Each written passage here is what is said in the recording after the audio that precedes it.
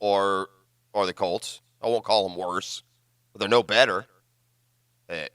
Of the 4 teams in the division, the Jaguars now have the worst record in the division at 4-5, but it's that could all change this weekend. What an opportunity, as I said. Well, the Colts are 5-4, the Jags are 4-5. The Titans, after beating the Chiefs yesterday, are 5-5, but they're off this week. So, Jags beat the Colts. Again, notice I didn't say the word if.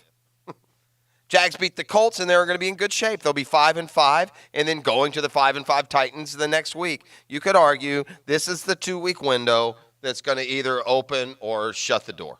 I mean, that's you're not going to have enough rope left to climb out of the hole if you don't win both of these games. 5-6, sorry, see you later. There are too many good teams that are in that same realm, who aren't going to lose one of the next 2 weeks. So it's tough. It's tough. They're 2 road games. You know how tough Tennessee can be on the road. Kansas City found out yesterday. What about the Chiefs going 1-3 against the AFC South, by the way?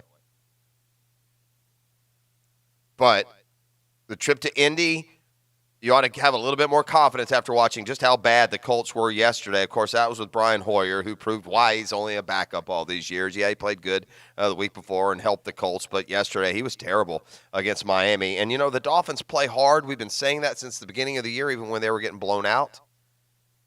But that hard play now when they're in some games is behooving them. And they look, I subscribe to a theory. Well, a couple. One is NFL teams don't get better. They get better quarterbacks. But another one is this, and I used to tell my son this because, unfortunately, he was born into a history of losing football with the Atlanta Falcons.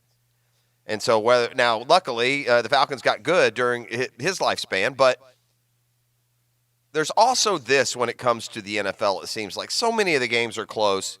But at the end of the day and at the end of the game, it seems like for the most part, the good teams find a way to win and the bad teams find a way to lose. So, when you're coming down this – now, I'm not talking about 2 good teams or maybe a brand name team that is struggling right now, but I just mean a good old-fashioned good team against a good old-fashioned bad team. Somehow the good team finds a way to win and the bad team just finds a way to lose it. And it sure was set up that way yesterday in Indianapolis, where the Dolphins had led the Colts, but the Colts got the ball. They were driving down the field, and they got it down to 1st and 10 at about the Dolphins' 20-yard line, and the Dolphins stiffened. And they held them out of the end zone, and they upset the Colts yesterday.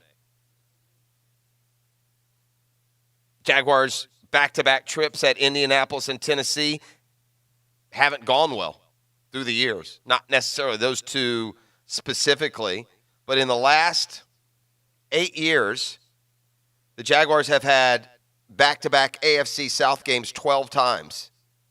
And the number of times they've won both those games in the back-to-back in the last 8 years would be 0.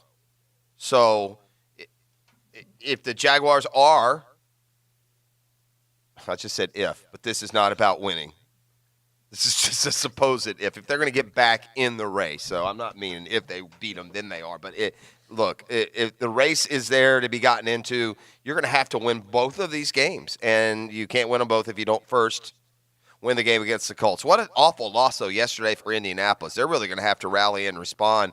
They were in the playoff positioning before that loss yesterday. I decided, now that we're already into November and for the most part 9 or 10 games into the season, to take a peek at just the way the playoffs would match up right now. And the Pittsburgh Steelers, after an 0-3 and 1-4 start, have worked and won their way all the way back into the postseason if it started today.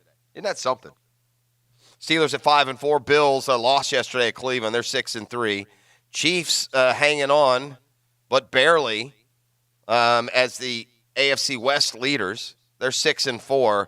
The Raiders, the Colts are both 5-4 with Pittsburgh, but Pittsburgh has the tiebreaker. So, yeah, the AFC playoff picture would go New England, Baltimore, Houston, Kansas City, Buffalo, and Pittsburgh. But what's interesting about that final wild card spot, the Pittsburgh Steelers, just 5-4.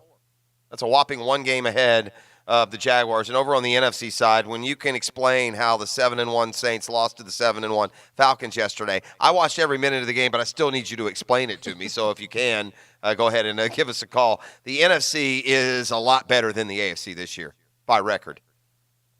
The NFC, you're 7-3 in the final wild card spot. I mean, we got a lot of good teams other than the pitiful NFC East where the Cowboys are 5-4 and the Eagles are 5-4. Cowboys would have it won right now if it came down to that because they beat Philadelphia in their one meeting.